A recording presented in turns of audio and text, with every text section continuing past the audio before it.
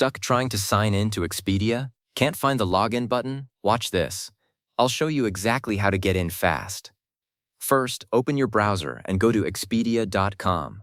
Then follow these simple steps to sign in. So let's start by opening your web browser. It doesn't matter if you're using Chrome, Safari, Firefox, or Edge. Just open whatever you normally use and type in Expedia.com. You want to make sure you're on the official site. That's the easiest way to avoid any fake login pages or security issues. Once the page loads, you'll see the full Expedia homepage with all their travel deals and search bars.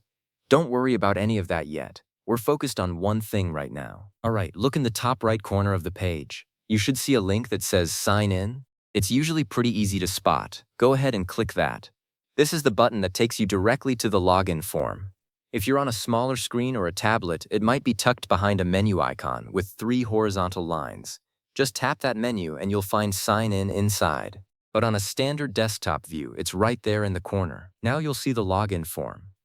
The first field asks for your email address or username. This is the email you used when you created your Expedia account. Type it in carefully. Double-check for any typos because even a small mistake will keep you from getting in. If you usually sign in with a username instead, that works too. Go ahead and enter it now. Next, type your password. Make sure you're entering it exactly as you set it up. Passwords are case-sensitive, so pay attention to capital letters and lowercase.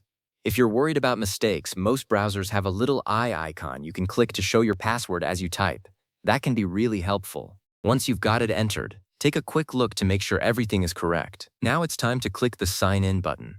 It's a blue button right below the password field. Just click it and give it a moment. The page might take a second to process your information. That's completely normal.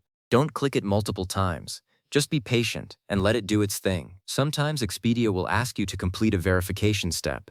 This is just an extra layer of security to make sure it's really you. It might be a code sent to your email or a text message to your phone. Or it could be a quick question about a recent trip. Just follow whatever instructions pop up on screen. If you get a code, check your email inbox or your text messages. Enter that code where it asks. This step is really quick usually, and it's there to protect your account and your bookings. Finally, you'll be redirected to your Expedia account. This is the moment everything clicks into place. You'll see your name in the top corner, your upcoming trips, and all your booking details. You can now view your itineraries, manage your reservations, or start planning your next trip.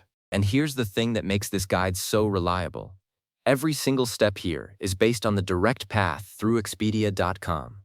No shortcuts, no guesswork. Just a clear, straightforward way to get you signed in. And that's it. You're in. From locked out and frustrated to fully signed in and ready to go. If this walkthrough helped you, I hope you feel a lot more confident about handling that login screen next time.